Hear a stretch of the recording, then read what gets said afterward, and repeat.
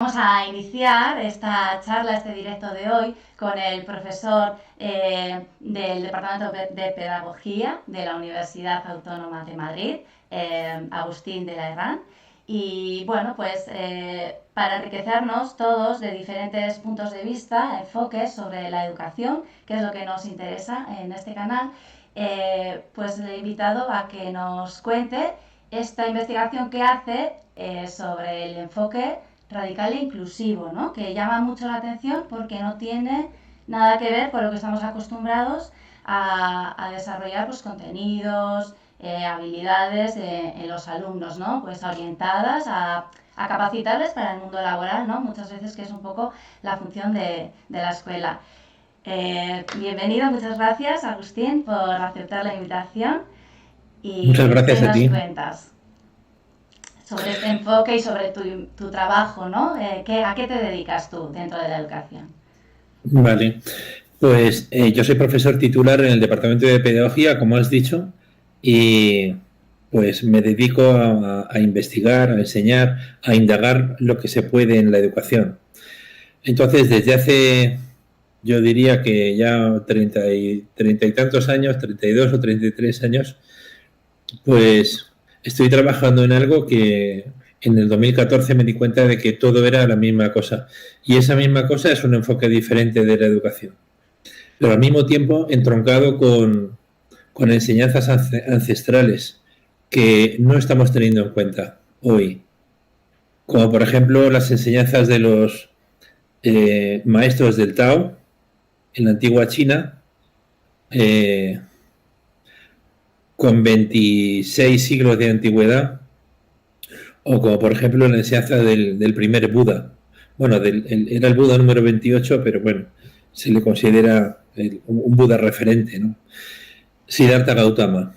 Entonces, a partir de ahí, y por supuesto elaborando y trasladando a nuestra educación, pues se ha salido prácticamente espontáneamente pues un enfoque que es diferente a lo que se suele desarrollar y se entiende como paradigmas, entre comillas, del conocimiento pedagógico. Me refiero al positivista, interpretativo y sociocrítico, y que entendemos que es un cuarto paradigma desde el cual todo cambia completamente, o sea, la mirada es completamente diferente. Se llama radical porque hace referencia a las raíces y se llama inclusivo porque incluye todo lo anterior, todo lo demás, o sea, incluye incluso todos los paradigmas consensuados, pero aporta cosas que desde ellos no se, ni se están viendo ni se están aportando. Y si quieres te cuento en síntesis un poco. Sí, has dicho las enseñanzas de Buda, de Tao y de qué Sí, especifica, qué de significa. Diógenes de Sinope, mucho menos Sócrates y menos Confucio. Pero hay grandes aportaciones de la pedagógicas a la humanidad que no se están retomando en absoluto y que precisamente son tan diferentes a lo que hacemos que pueden entenderse como altamente complementarias. Y yo considero que estas enseñanzas son una base o un antecedente del enfoque radical e inclusivo, ¿sabes? Entonces, el enfoque radical e inclusivo, que sería concordante con estas enseñanzas, eh, es una forma de ver y también es una forma de mostrar que no vemos bien. Entonces, se apoya en un axioma que por definición no necesita demostración y que sería el siguiente. Nuestra mirada, en general, y particularmente hacia la educación, pero es general a la vida, casi a cualquier asunto, pues se caracteriza por su superficialidad. Entonces, eso pasa, como digo, en cualquier ámbito, en cualquier contenido, en cualquier objeto de observación, pero en particular con la educación. Entonces, la metáfora de referencia es un árbol, ¿no? Cuando vemos un árbol, lo identificamos con lo que observamos. Y con la educación nos pasa eso. Otra metáfora que puede ser útil es la luna. Cuando vemos la luna, siempre nos muestra fundamentalmente la misma cara. Prácticamente es la misma cara la que nos muestra. Uh -huh. Y y entendemos y estamos convencidos de que eso que observamos es la Luna. Y no, señor, eso no es la Luna. Eso es lo que desde la ciencia se considera la cara cercana, eso es relativo, de la Luna. Ni siquiera la iluminada, porque la parte de atrás recibe más luz que la que observamos. Y pues eso nos pasa con la educación, que siempre estamos mirando lo mismo, siempre estamos identificándola con lo mismo, siempre estamos cometiendo este error, que podría considerarse un error de tipo pars pro toto, o sea, de parte por el todo.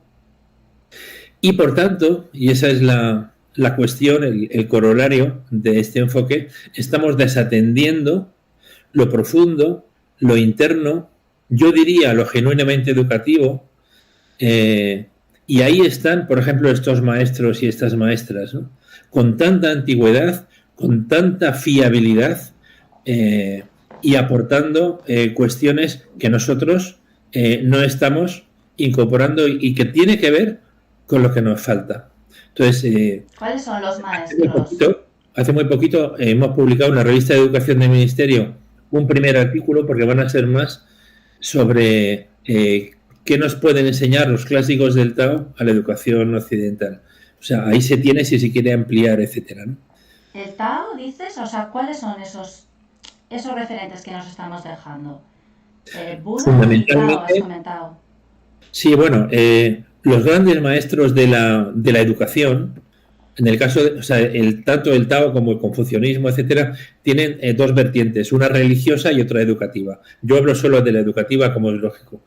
Los referentes educativos profundos, que de eso estamos hablando, tienen que ver con el ego humano, tienen que ver con la conciencia humana, tienen que ver con el autoconocimiento esencial, no el existencial. Y prácticamente nada de esto se está retomando en nuestra educación. Yo hice mi tesis doctoral. ¿Has dicho? ¿Ego? El tema de conciencia, el tema de ego, egocentrismo y autoconocimiento esencial. En mi tesis, que después del 95, yo proponía estos tres ámbitos como ámbitos básicos para la formación de los profesores. Y además añadía, porque está todo relacionado, la meditación. O sea, sin meditación no hay educación.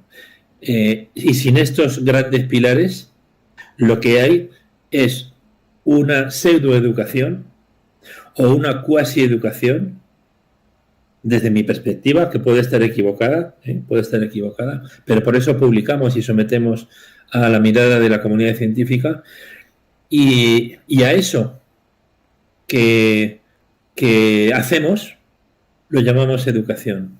Pero entiendo que no es así. ¿Qué respuesta recibís cuando exponéis en estos artículos? ¿Qué opiniones en el círculo de la pedagogía? Pues una respuesta excelente, porque tiene que ver con la innovación educativa, pero en este caso con la renovación en profundidad tanto de la pedagogía, que es la ciencia de la educación por antonomasia, como de la didáctica general, que es la disciplina dentro de la pedagogía, que es de la enseñanza para el aprendizaje educativo, la formación, la evaluación. Es un poco donde te mueves tú y tus vídeos, que están súper bien.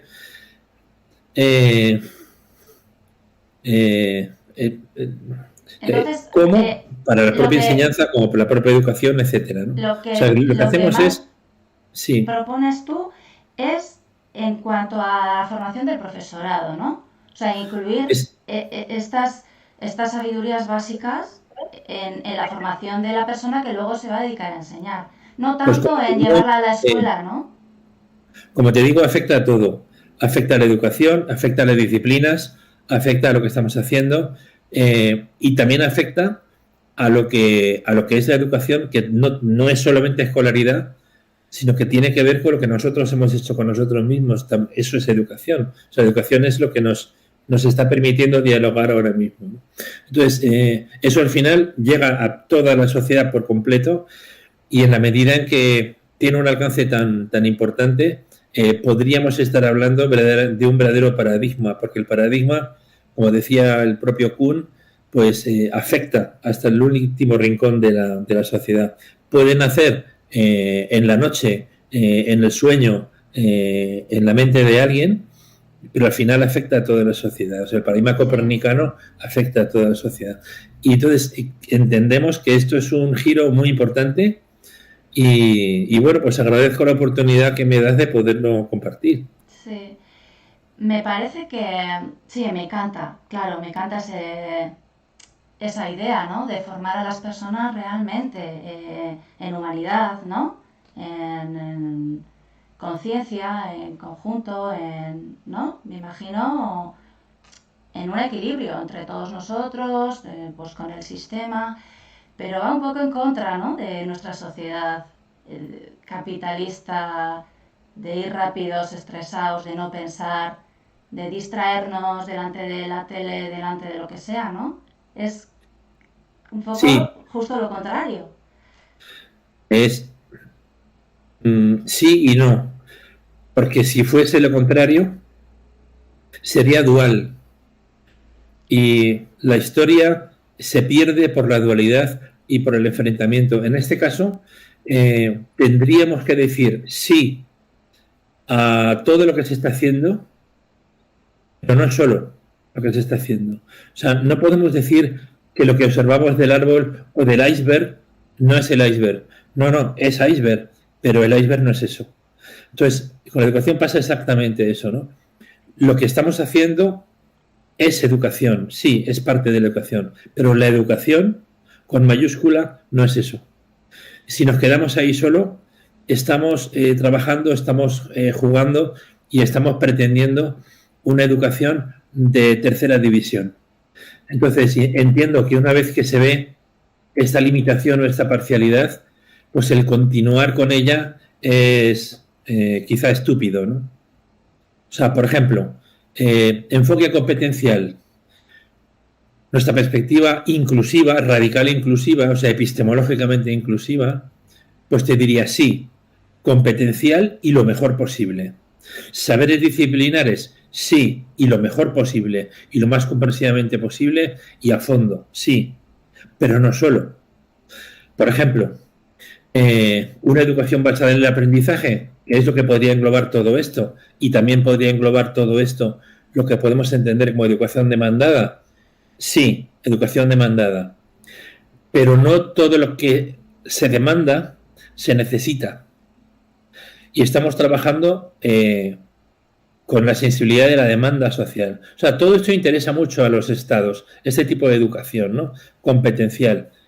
Pero ¿cómo vamos a conformarnos y cómo vamos a identificar educación solo con competencias? Es insensato. Es como si, vuelvo a la metáfora, identificamos, yo qué sé, pues es eso, el iceberg con la parte que asoma. ¿Necesitamos gente que funcione? Y que, pues claro que necesitamos, pero hay necesidades profundas que pueden ser individuales o personales, también pueden ser sociales, pueden no entenderse dentro de la parte demandada, pero que son esenciales, ¿no? Por ejemplo, voy a citar una, ¿no? Responder a la pregunta ¿quién soy yo? Esencial o profundamente. Esta pregunta, que parece una tontería, debería ser el eje de la educación, el eje o el vector de la educación. Mejor vector porque tiene un sentido.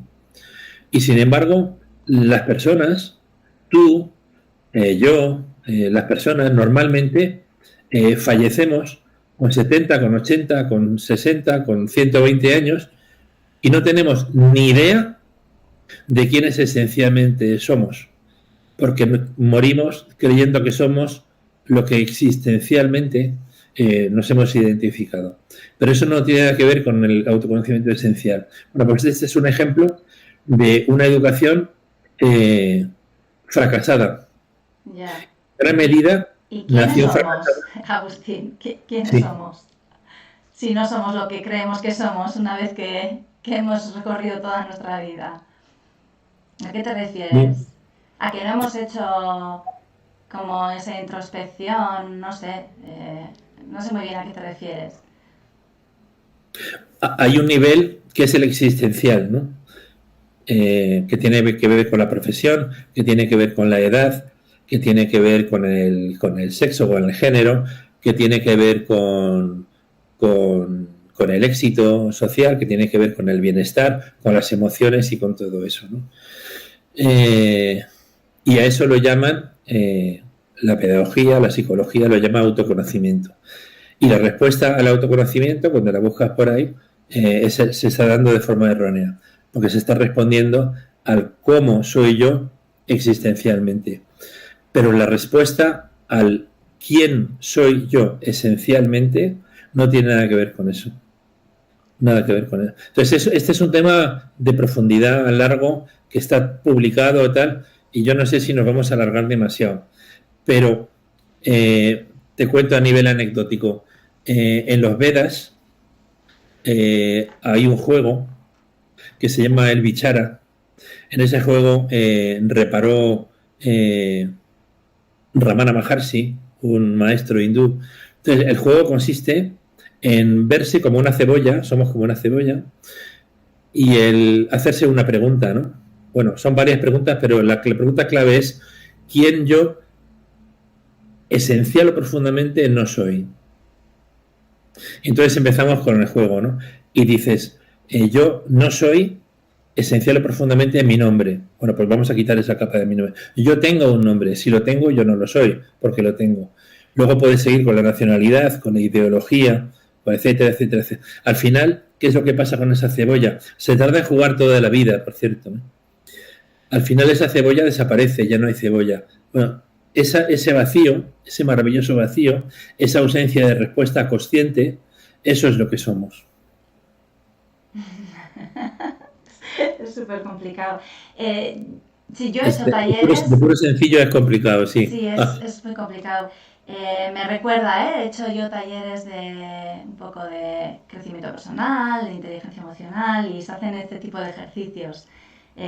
¿Quién soy? ¿Quién soy? Hacíamos, y te das cuenta que no eres nada de eso, ¿no? Lo que estás comentando. No eres Sí. ni, pues yo qué sé, ni la persona que vive no sé dónde, ni la que tiene no sé qué nombre, ni simplemente eres. Es que no hay mucho más, ¿no? Que Pues etiquetas, todo ¿no? eso son enseñanzas que vienen de Sí, Vedanta, que sí, vienen de yoga, que vienen de personas ancestrales. Todo eso es ancestral, sí, pero es esto de la absolutamente Ayurveda, actual. sí, es que yo creo que esta es un centro de psicología integral, se llama, en San Sebastián, que hacen talleres de este tipo de cosas y se basa mucho sí, no sé yo muy bien, qué pensamientos, qué ideologías ancestrales, ¿no? Y hacen este tipo de dinámicas, sí, que está muy De bien todas para... maneras, la psicología convencional no va por aquí, ¿eh? O sea, yo estoy trabajando porque esto pase a ser una normalidad en la pedagogía, en la formación, en la educación. Y esa psicología, pues será Gestalt o Eso tendrá es, Gestalt. influencia, claro, tendrá influencia necesariamente del Oriente clásico. Pero la psicología convencional por aquí no va. Va por las emociones, por la personalidad, y esto va mucho más profundo. O sea, esto es algo completamente diferente, lo desmonta todo.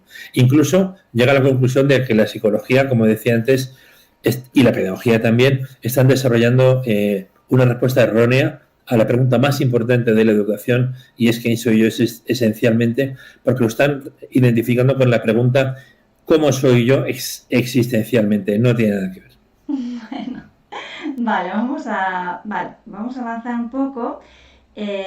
Yo te quería preguntar, ya volviendo ¿no? al día a día, ¿no? A las aulas, Sí. a la universidad, al instituto en mi caso, cómo la formación del profesorado, ¿no? Que tú estás ahí, ¿cómo la ves? ¿Cómo ha cambiado los últimos años? ¿Están bien formados? ¿Están bien seleccionados los docentes? Porque a mí me parece que aquí, no sé, no se da demasiada importancia a la selección, no sé.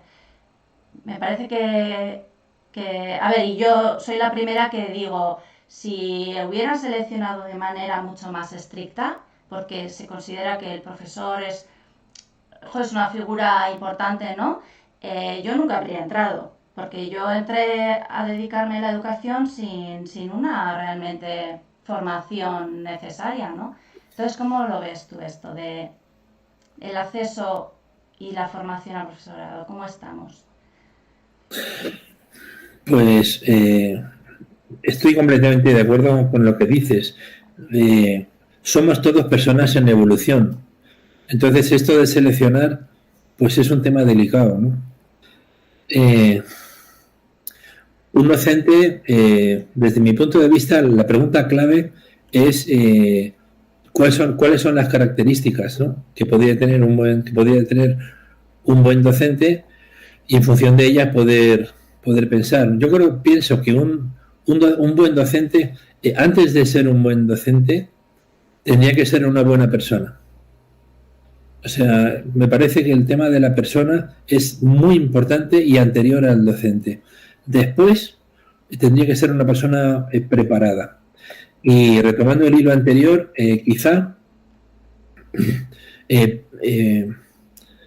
distinguir dos niveles de características.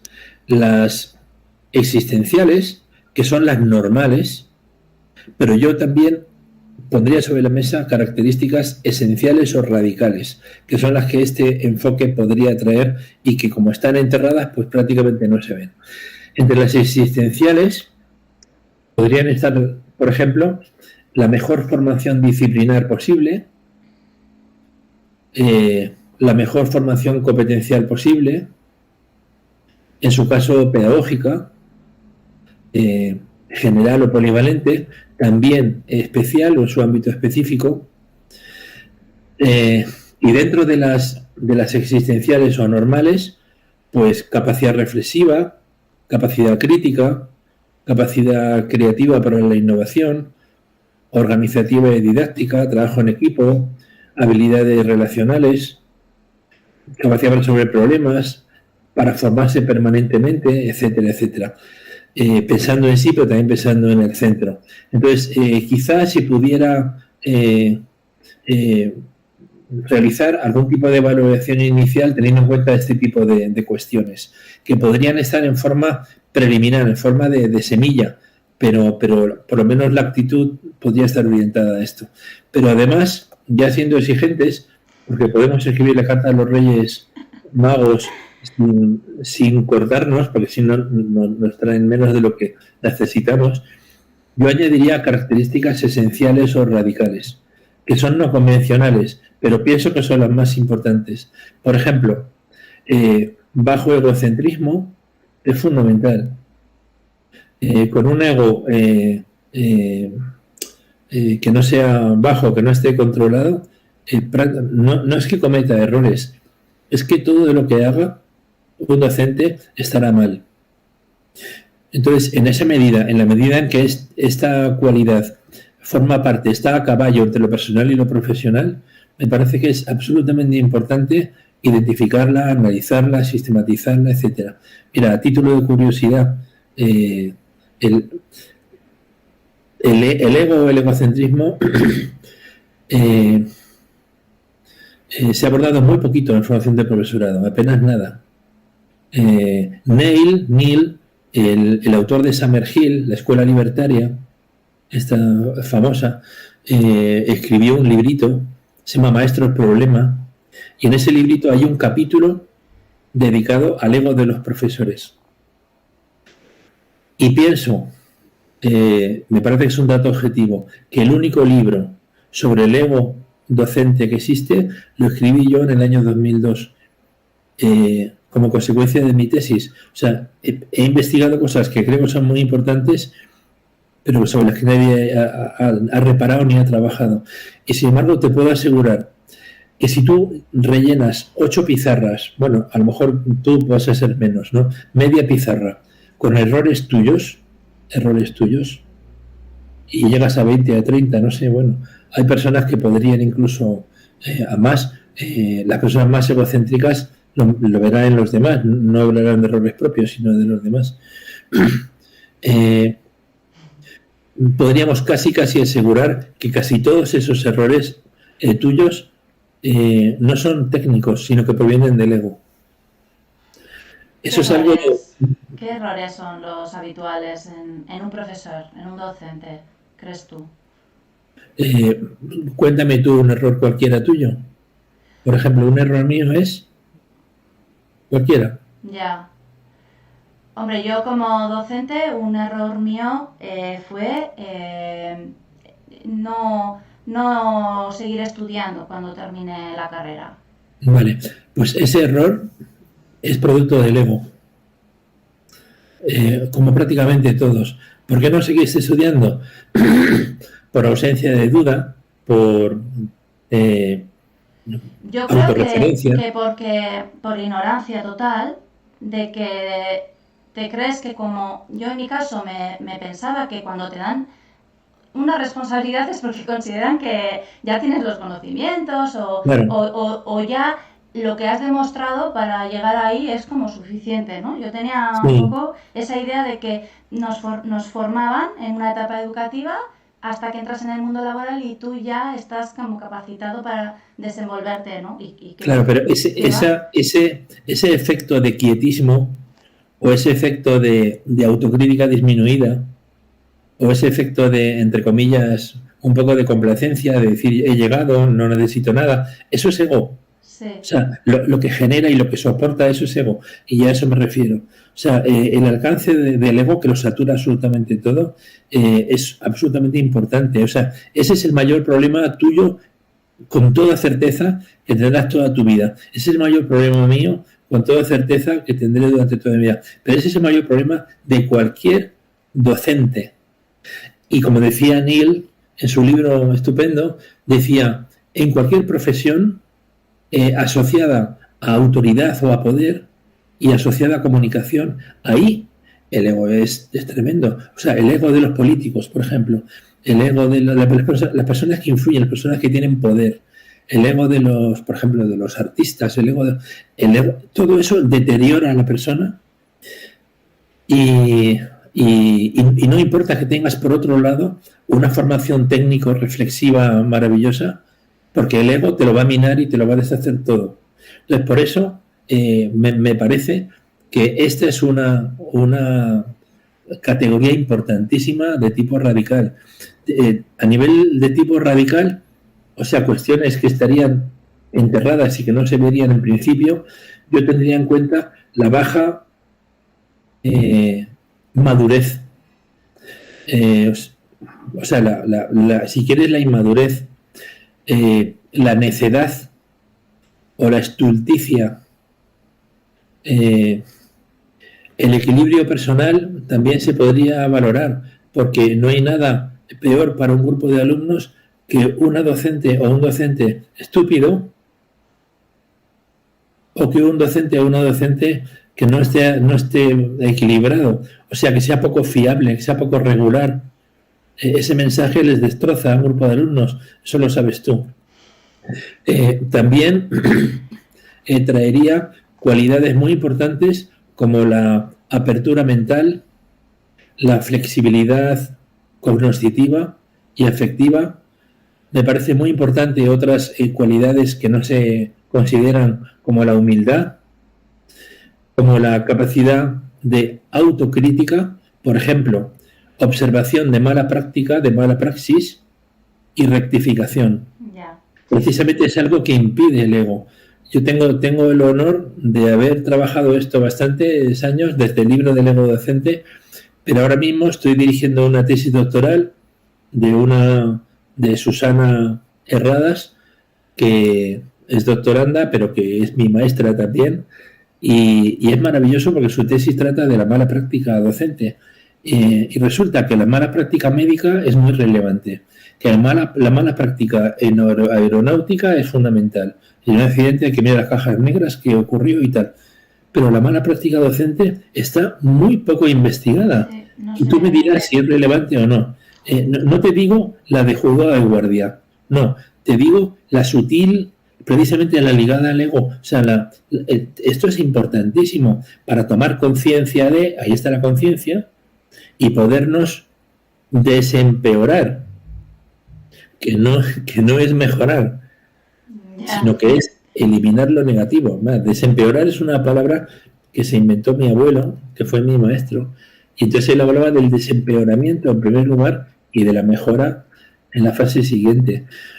Me parece que sería también fundamental dentro de la consideración, no sé si de la selección, de la consideración de quienes deseen educar, y estoy hablando de cuestiones radicales, el que su educación pretendida o deseada o anhelada esté orientada a la universalidad. Significa, universalidad es lo opuesto a la parcialidad. Parcialidad en el sentido de sesgo, por ejemplo, no adoctrinar. Es un tema radical del que hemos trabajado, hemos publicado hace poco una cosa sobre adoctrinamiento. Hoy, eso lo sabes tú, lo sé yo, lo sabe todo el mundo, se está llamando educación al adoctrinamiento. Yeah. Y no, señor, no hay nada más alejado de la educación que el adoctrinamiento. Entonces, una persona que lo que quiera sea adoctrinar, que es meter dentro de la cueva de Platón, o sea, es cerrar, es programar, que es justo el contrario de abrir y de mostrar, incluso de retirarse, para que la persona se construya. Es un poco el ego docente, ¿no?, que comentabas. Totalmente, eso es ego docente. Me recuerda a estos profesores que es, no me has respondido exactamente lo que dice en el libro, exactamente lo que yo te dije que era. Es como que buscan algo muy concreto, muchas veces los alumnos no saben muy bien qué, hasta que le pillan el truco. Es como un juego, a ver quién pilla a quién, ¿no? Sí, el ego se manifiesta a nivel personal, que es este ego docente. El ego puede ser institucional. El ego puede ser colectivo, en general. El ego lo generan los ismos, todos los ismos. Nacionalismo. Bueno, menos prognatismo, albinismo, incluso catecismo, pues casi todos los demás, ¿no? Y el ego lo que hace, o sea, lo que hacen estos ismos es condicionar, es teñir y al final es intoxicar. Entonces, nosotros no ofrecemos a nuestros hijos, tú tienes un hijo o una hija, me parece. Uno y también, uno, dos. Fíjate, yo también tengo pareja. Pues cuando van a beber agua, le damos agua limpia, porque les tenemos respeto profundo, que es otra característica derivada de esto, de tipo radical. Respeto, pero no respeto profundo. Yeah. Por el niño, Entonces les ofrecemos agua limpia, no agua intoxicada, ni agua teñida de azul, ni de rojo, no, ni de amarillo. Es agua. Entonces, si utilizamos la educación como se está utilizando para adoctrinar en un sentido, en otro sentido, con un signo, con otro signo, confesional, no confesional, o sea, la educación no es una fuente ni un sistema que se llama educativo, tiene que ser un sistema para el adoctrinamiento. Tiene que ser para todo lo contrario. Y luego cuando la persona ya crezca, se haga mayor, pues hará lo que quiera, ¿no? Puede optar por parcializarse, por condicionarse, pero desde la educación no deberíamos ofrecer esto. Uh-huh. Luego pienso, y ya termino, que también sería una maravillosa característica de tipo esencial o radical, todo lo que es asociado o asociable a la interiorización, a entrar dentro. O sea, primero uno se mete dentro, autoconocimiento esencial que hemos comentado antes, meditación, todo esto es fundamental. Yo creo que esto nos abre la puerta a otro tipo de formación. Es la misma formación, porque hay una sola formación. Ya. Lo que pasa es que hay una parte que se observa y otra parte que está como enterrada. Ya, pero ¿qué pasa cuando... Lo que has dicho al principio, ¿no? Que sería mantener el árbol, las materias y todo lo que queremos que aprendan, ¿no? O, bueno, que sean más hábiles los alumnos. Y luego la raíz sería, pues, esa manera, esa mirada, esa forma de ser con la que tú transmites esos conocimientos a tus alumnos, ¿no? Es simplemente digamos que el enseñarles tú mismo, a través de ti, pues esa Exacto. persona, ¿no? Que ya está como más evolucionada. Exacto. O sea, si se aceptase la validez a priori del enfoque radical, tendríamos que que dejar de incurrir en un error habitual, y es el pensar que el alumno es el centro de la educación. Ya. El alumno no es el centro de la educación. Y si pensamos eso, nos vamos a equivocar una y otra vez. O sea, cuando vamos en avión y hay pérdida de oxígeno, se bajan las mascarillas. La mascarilla se le pone primero no el alumno por ser el centro, no nuestro hijo, sino nosotros. Entonces, si realmente nos importaran y si fuéramos conscientes de la complejidad que todo esto entraña, empezaremos nosotros. Y ese es el enfoque radical. O sea, olvidémonos un poco bastante de los alumnos y trabajémonos en profundidad, ¿no? Ese es un poco el mensaje, sí. Sí, eso es. Luego te quería comentar esto de educar, de sacar de dentro. O sea, ¿cuánto conocimiento traemos ya al mundo? No sé si es que, porque a veces se oye, ¿no? También que la escuela mata a la persona, o sea, la mete en una jaula, le cierra el pensamiento. O sea, nosotros ya venimos con mucho conocimiento y nos lo van capando, nos van cortando alas o no, esto no es así, esto es un cuento chino. Pues también es verdad que la persona tiene una enorme capacidad para recuperarse, ¿no? Y que a veces hay enseñanza muy condicionante, muy dura, que a lo mejor, no sé, a lo mejor tú has vivido o yo he vivido, pero luego en los años posteriores incluso ha sido una base o un referente para poder incluso hacer lo contrario de cómo los educaron, ¿no? O sea, pues sí, ¿por qué no? Lo que pasa que eso se puede superar. ¿Y cómo? Pues intentando pensar lo mejor posible lo que ofrecemos a los alumnos. Yo diría que la educación que solo es competencial, o que prioritariamente es competencial, incluso está basada sobre todo en aprendizaje o solo en aprendizaje, no puede ser completa. Es incompleta y es posible que conduzca en gran medida a la mediocridad. Entonces, me parece que tenemos que ir más allá de las competencias y más allá del aprendizaje para todo esto. Y lo de sacar de dentro, que esté fuera, eso es secundario. O sea, todo está dentro y fuera a la vez, ¿no? Pero lo que sí es importante es que para trazar un círculo con un compás, el círculo podemos llamarlo práctica, el círculo podemos llamarlo educación, la de los alumnos, etcétera. Lo primero que hay que hacer es pinchar el compás bien y con certidumbre y con claridad. Y una vez pinchado el compás, la curvatura sale sola, espontánea, automática. Bueno, pues eso es lo que no se está haciendo porque de entrada se está tomando como centro, como eje, la curvatura. Perdón, sí, el trazo. Y si el trazo es el centro, por ejemplo, las competencias, pues el dibujo final es un churro. Yeah. Y eso es un poco lo que está pasando. O sea, hay un cuento oriental clásico muy gracioso, entre comillas, que habla de una serpiente, ¿no? Que iba por los caminos manchegos, un cuento oriental clásico que iba por la Mancha, la serpiente. Pues sí, jugamos un poco con la... Entonces un día la cola le dijo a la cabeza, que siempre voy detrás, ¿qué pasa, no?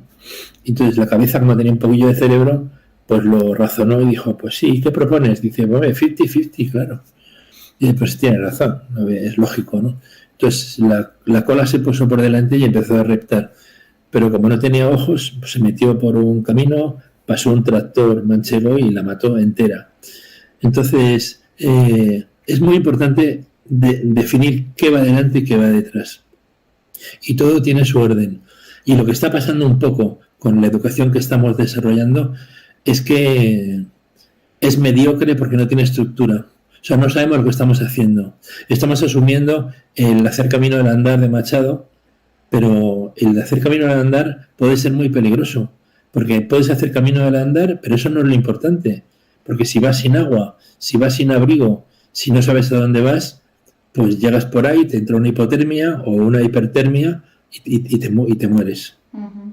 un Y camino, de qué vale pero haber hecho camino al andar. reflexionando, ¿no? Sobre los pasos que se van dando y ajustando, ¿no? Una de las cosas más importantes que se puede hacer con una persona de forma adecuada es el proyecto vital. O sea, que tiene que ver con qué estamos haciendo y qué estamos construyendo. Y también y reactivamente qué estamos dejando de hacer y qué estamos dejando de construir. Eso los profes. Los profes tienen que meditar sobre esto. Y ese es el origen de la formación. Ya. Y eso pasa también... perdona, igual estoy hablando demasiado. No, Vale. no, no. Digo, ¿tú crees, Agustín, que hay interés de cambio, de mejora del sistema educativo en la sociedad? O sea, realmente esto es un tema que interesa, que preocupa y que es que no sé, ¿has visto en estos años tú que llevas ya en educación? Porque yo llevo 12 años, no llevo tampoco mucho como para tener una perspectiva. ¿Ves cambios significativos? Hombre, la educación ha cambiado muchísimo, ha cambiado enormemente. Eso que dicen de que no ha cambiado y que la tecnología sí ha cambiado es mentira. Lo que pasa que es que hay maderas que crecen muy despacio, que suelen ser las mejores, y hay maderas que pueden ser las mejores para otras cosas, como la caña de bordúa, que puede tirar metros durante unos pocos meses, y porque es diferente. Entonces, pero me parece que el crecimiento importante tiene que ver con la interiorización. Y bueno, retomo el hilo que acabas de mencionar para intentar, no sé, llegar a ello, si es posible. Has hablado del sistema educativo. Bueno, un sistema educativo es un sistema social que está dentro de otro suprasistema que suelen ser sistemas nacionales, ¿no? Un sistema educativo, por el hecho de formar parte de un sistema nacional que es egocéntrico, está en las peores condiciones posibles para educar, porque es un sistema egocéntrico al final. Entonces, educar en un contexto de ego es terrible, porque es una contradicción. Sí, solo sí entendemos que la educación se puede entender como un proceso evolutivo que transcurre del ego a la conciencia. Porque dentro de ese sistema necesariamente egocéntrico no puedes salir del ego, no te invita a salir del ego. Por eso cosas que estamos comentando chocan. Entonces yo te invito a las personas que están escuchando esto a cambiar su concepto de sistema educativo, yendo un poco hacia adentro. Un sistema es un conjunto de partes con un fin común, ¿no? Y su fin común, su prioridad es la educación. Y decía Gadamer que educar es educarse. Bueno, pues a lo mejor tú eres un sistema educativo. Y yo soy un sistema educativo. Y si consiguiéramos que cada persona se viera a sí misma como un sistema educativo cuya prioridad es educarse, entonces el enfoque radical sería un corolario lógico, espontáneo. Es decir, nuestra prioridad es educarnos de dentro a afuera. Después, una familia es otro sistema que puede ser educativo. Sí, solo si su prioridad es educarse. Si es otras cosas, no. Me ha encantado. Educarse, ¿sí? Educarse. Sí, y después, sistemas sociales. Cualquier sistema social tiene un potencial educativo. O sea, cualquier sistema social, incluso los poderes fácticos, podrían ser sistemas educativos. Sí, solo si su prioridad fuera primero educarse. Y después otras cosas. Entonces, estamos hablando de añadir una dimensión más a las dos dimensiones de los sistemas egocéntricos. Los sistemas egocéntricos tienen dos dimensiones fundamentales. La primera es el logro y la segunda es la rentabilidad. O sea, el logro, la rentabilidad y la organización. Organización para el logro. Esas son las dos dimensiones. Pero si añadiésemos un tercer eje que fuera conciencia, ya sería algo diferente. pero es más complejo, luego es más completo, y podría incluso poner en crisis pues cualquier sistema social. Si fuéramos lo suficientemente conscientes de la importancia de la educación, los sistemas educativos convencionales serían, como propuso en su día Condorcet en su famoso rapport 1792, él propuso que la educación fuese independiente de las influencias políticas, de las influencias religiosas, de las influencias militares, o sea, una administración educativa independiente. Eso es mucho más importante que un pacto de Estado, porque además iría de suyo. Pero eso sería lo que necesitase la sociedad o cada suprasistema social si asumiese la relevancia educativa de la educación. De otra manera, la educación, mientras que forma y educa, al mismo tiempo está contaminando, porque está adoctrinando, porque un sistema egocéntrico automáticamente adoctrina. Entonces, es como si tú a un hijo tuyo le dieras un plato de paella para comer, ¿no? Pero mezclases la paella con un poco de agua de charco que vemos por ahí, ¿no? Bueno, eso sería un asco incomible. Bueno, pues algo así está ocurriendo con la educación. Se está uniendo educación maravillosa de primera con adoctrinamiento de todo tipo. Y eso requiere, a mi juicio, una toma de conciencia, una limpieza de la educación, como consecuencia un respeto profundo, porque si respetáramos profundamente a nuestros alumnos y a nuestros hijos, eso no lo haríamos.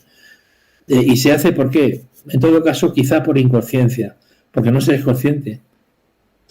Lo que falta es conciencia. Y lo que falta quizá también es esa conciencia de saberse sistemas educativos que profundamente pueden contribuir no solo al desarrollo de sociedades, sino a la evolución de esas sociedades, que no es lo mismo, ¿eh? O sea, el desarrollo no tiene por qué ser positivo. Los cánceres se desarrollan. Ya. No es lo mismo desarrollo que evolución. Y la evolución me parece que tiene algo que ver con la pérdida de ego personal y colectivo y con la ganancia de complejidad de conciencia. O sea que sí que has visto evolución en lo que es la educación todos estos años. Y... Por supuesto que ha habido evolución. Lo que pasa que a medida que se evoluciona aparecen nuevos retos. Ya. Pero, y por cierto, no tenemos nada que ver con las generaciones de hace 100 años o de hace 500 años o de hace 20.000. ¿La diferencia cuál es? ¿Orgánica? No, no es orgánica. La diferencia fundamental es en complejidad de conciencia. Entonces, siendo tan relevante la complejidad de conciencia, para mí es el factor más importante de la educación. Siendo tan importante, ¿cómo es posible que no sea un constructo que se maneje mucho más, con más soltura, con más fluidez? Bueno, que se maneje, si es que no está por ningún lado. Igual que tampoco está el egocentrismo, igual que tampoco está el autoconocimiento esencial. Entonces, si estas claves no están, ¿cómo podemos hablar de educación? Es imposible. Yo creo que también a veces a la escuela, al sistema educativo, ¿no? Se le exige demasiado, ¿no? Quiere decir, ahora hay mucha inestabilidad emocional, mucha necesidad bueno, es una pasada lo de, yo no sé, en las escuelas de primaria, me imagino que será parecido, pero lo que viene siendo ahora una evaluación, una reunión de evaluación, muchas veces se convierte en una evaluación psicológica del alumno, ¿no? Dejando casi de un lado lo académico, pues porque es una prioridad, ¿no? El bienestar de los alumnos y a veces como que quieren que las personas vayan a la escuela a aprender de todo, ¿no? A aprender, pues, ¿no? Un poco lo que estamos diciendo, ¿no? Pues todas las cosas importantes, pero es que la escuela no puede tampoco abordar todo en 5 horas que están allí los alumnos cada día, ¿no? No. Entonces, ¿la escuela qué tiene que enseñar al final? Tiene que enseñar, no sé, ¿qué tiene que enseñar la escuela? Porque a veces dices tú, ¿para qué te voy a enseñar yo mi asignatura si estás deprimido, si estás que no has dormido, si incluso tienes hambre, si incluso es que estás sucio? O sea que hay ahí unos choques de realidad que no sé, que al final cuál es la asignatura, ¿no?, que hay que llevar a la escuela. Sí. Los alumnos son un efecto social. O sea, cuando se habla de sistema educativo, de mejora de la escuela, tampoco se está pensando bien, porque se está pensando superficialmente. No es un problema del sistema educativo. La escuela en España, en general, funciona de maravilla, en general muy bien, en comparación con... o sea, nunca ha habido mejor educación que la actual. El problema no está en el llamado sistema educativo, el problema está en la sociedad. Eso por un lado.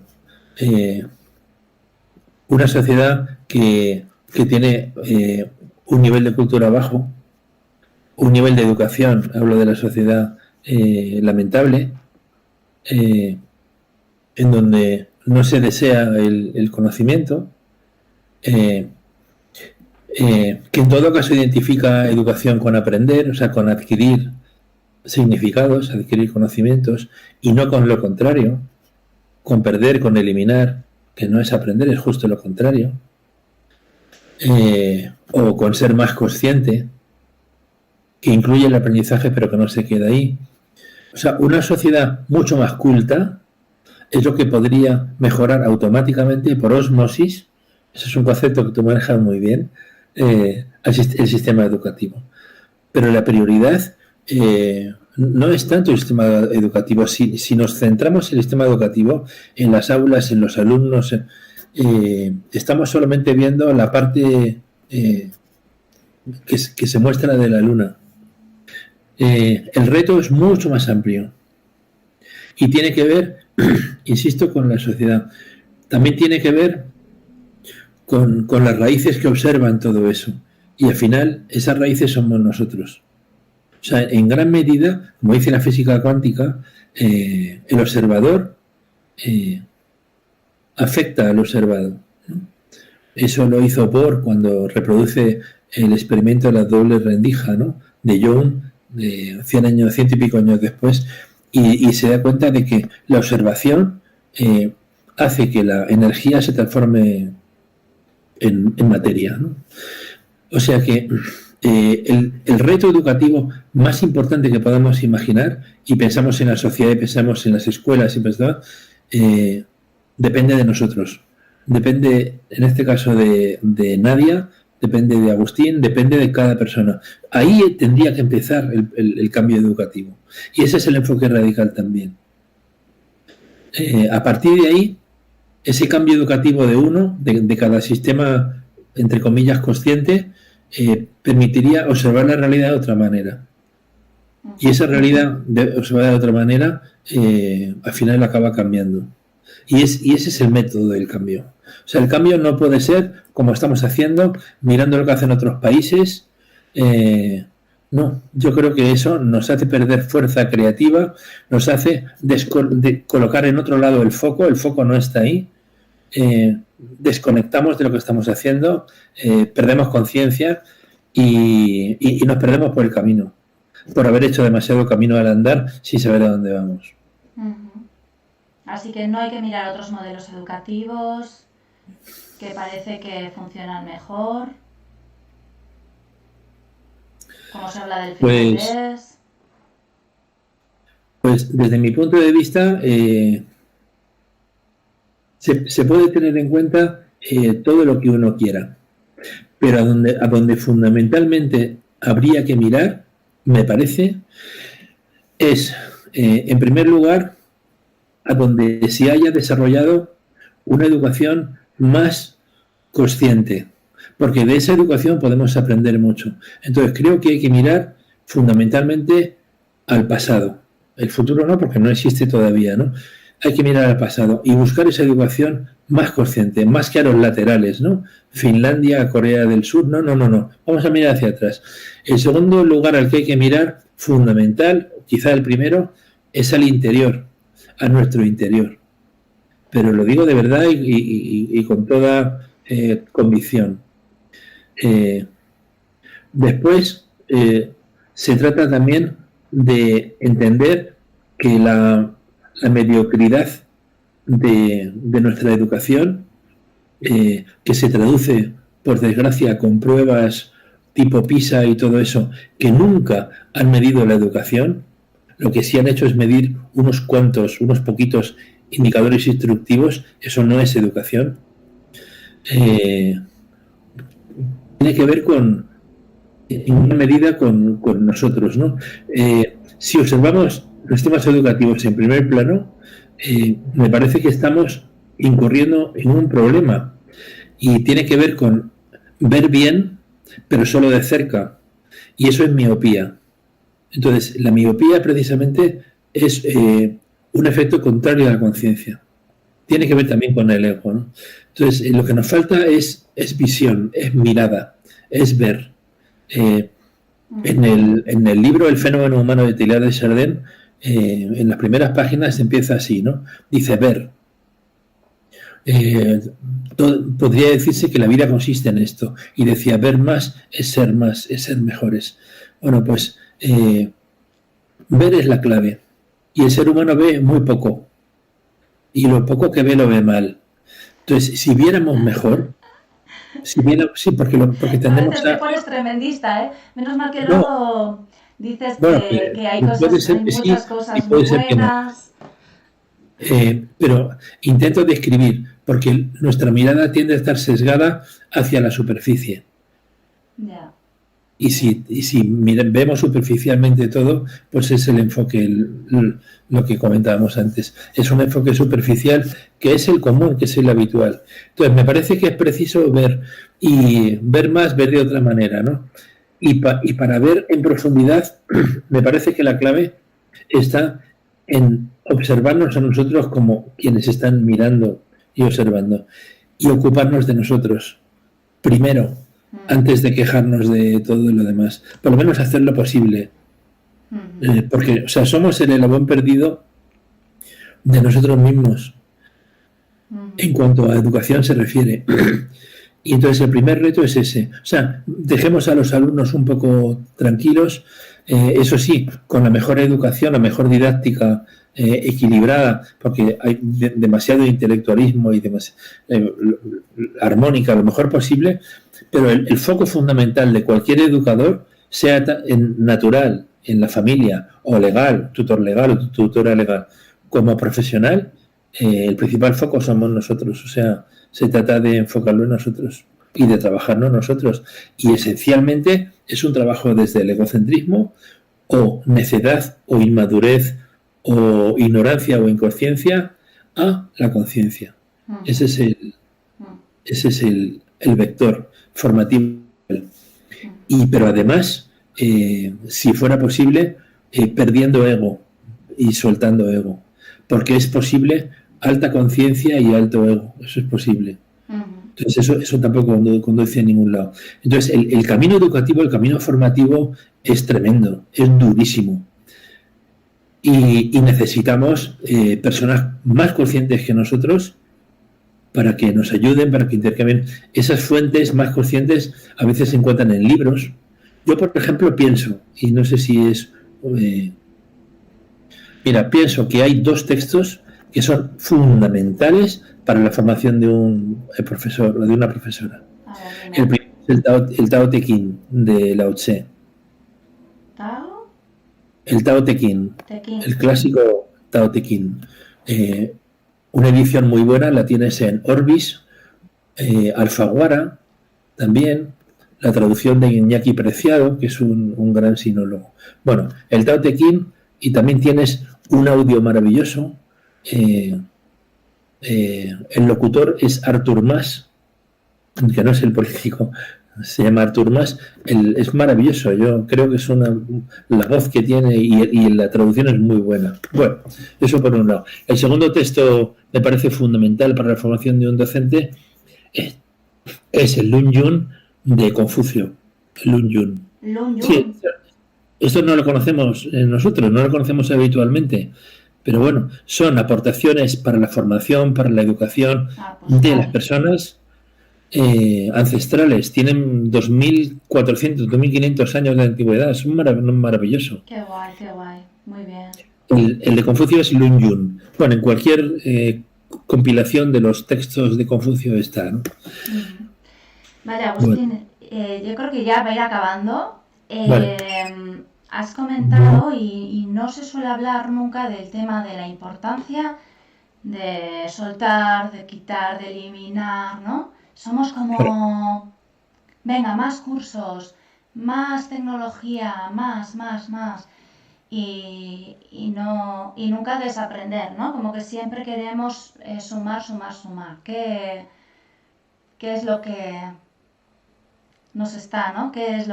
¿Cómo se va este camino de eliminar? ¿O qué hay que eliminar? Explícanos el concepto.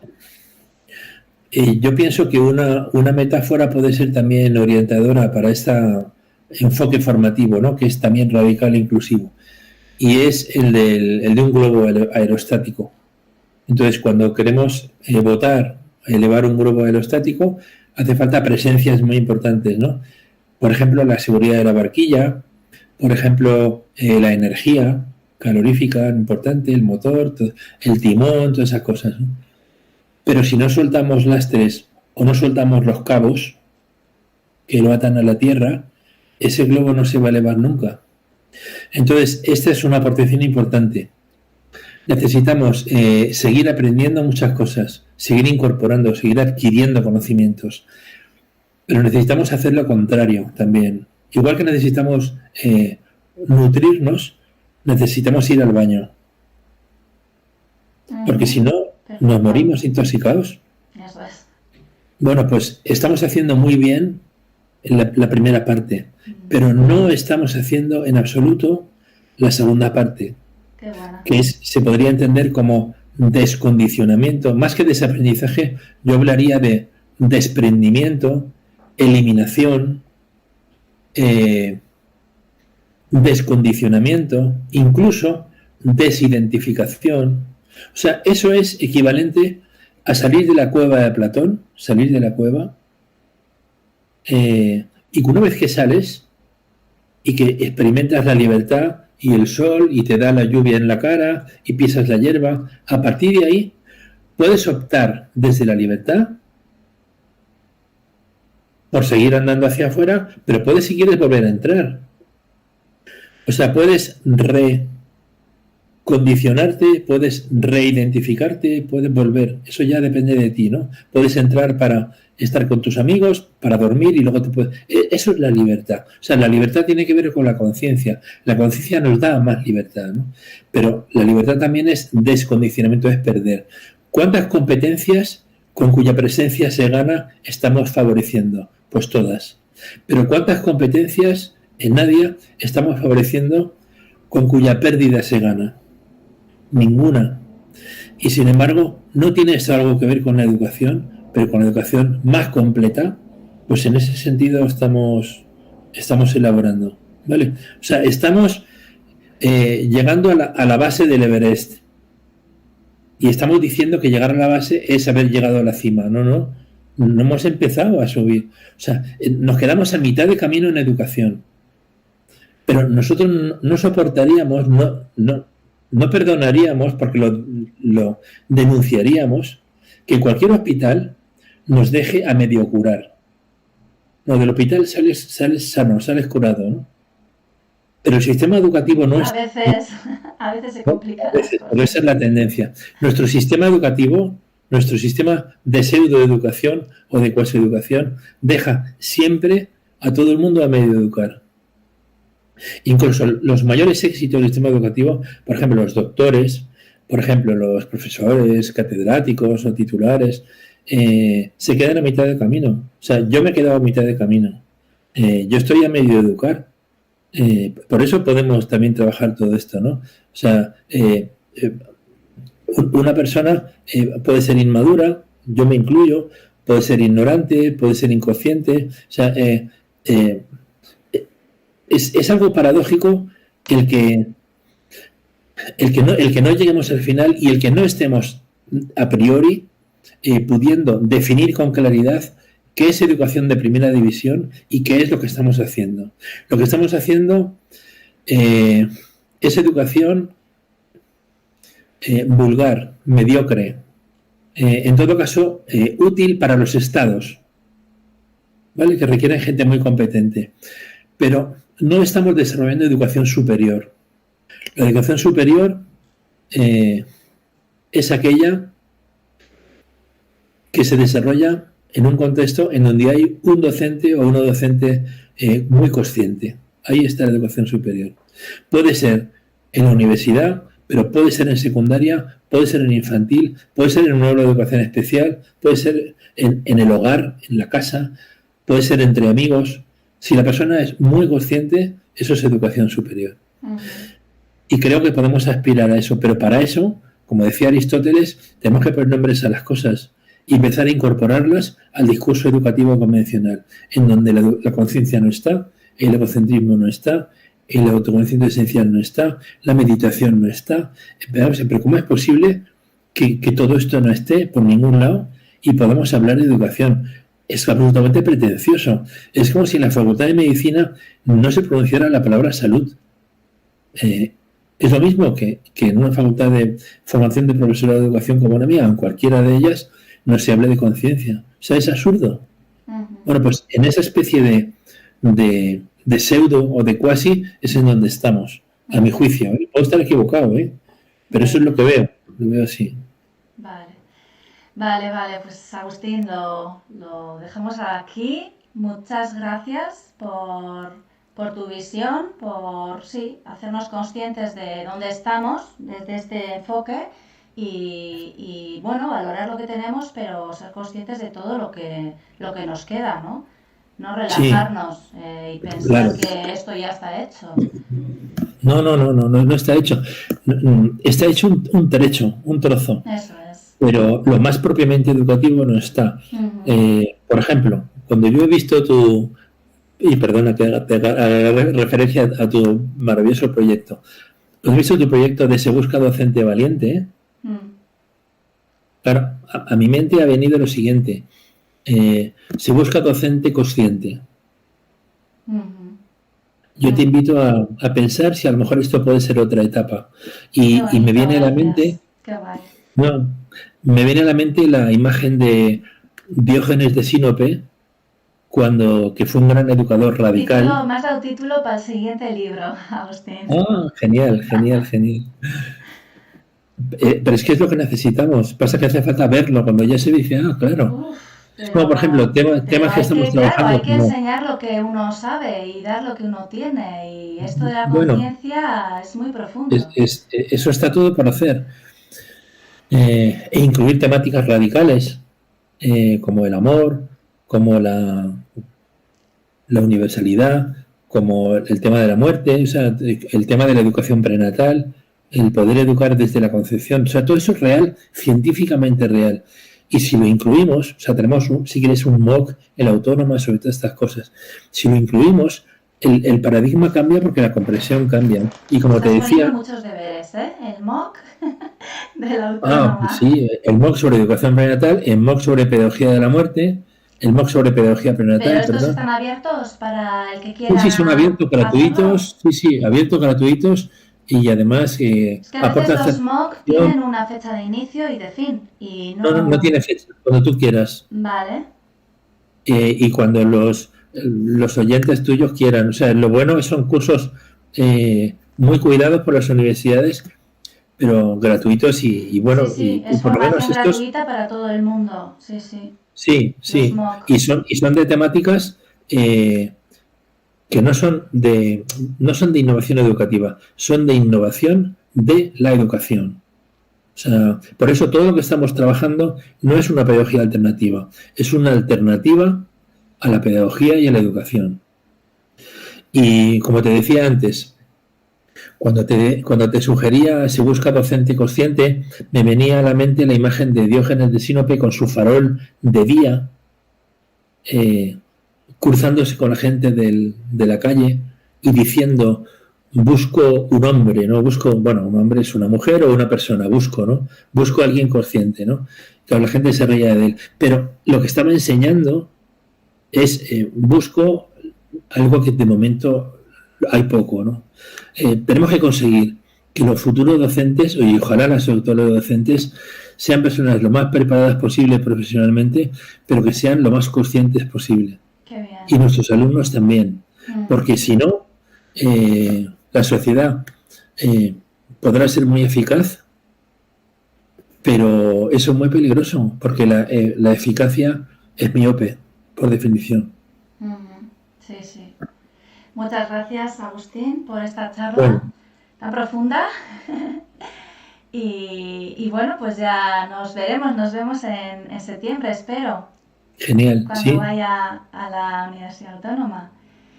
será un Vale, placer. vale. Venga, pues un saludo. Hasta luego.